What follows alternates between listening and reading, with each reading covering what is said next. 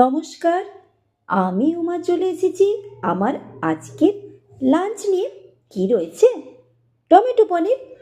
টমেটোর পেস্ট একটু বেশি পরিমাণে লাগবে, পনির তো লাগবেই। আর পেঁয়াজ রেড আর গ্রিন বেল পেপার চৌকো করে কেটে নিয়েছি।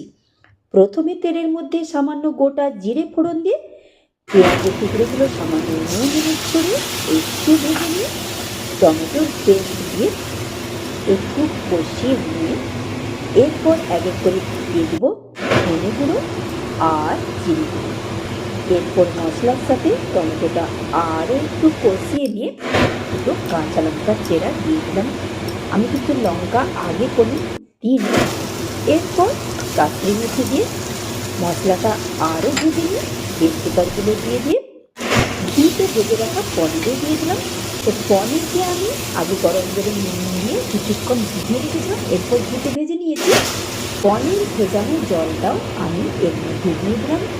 ফুটে উঠলেই ধনেপাতা কুচি আর সামান্য নুন আর গাওয়া ঘি রেডি হয়ে গেছে আমার টমেটোর পনির।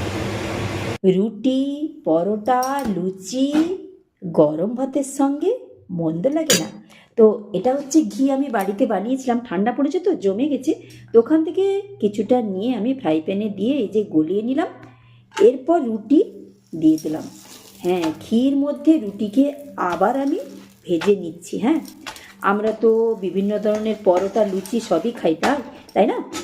তো এটা একবার করে খেয়ে দেখবেন তো রুটিটা কতখানি নরম হয় আর কতটা সুস্বাদু হয়। আর বানিয়েছি মসুরের ডাল। তো ডালটাকে আমি কিছুক্ষণ আগে জলে ভিজিয়ে রেখেছিলাম, এতে করে ডালটা সেদ্ধ হতে কম সময় লাগে।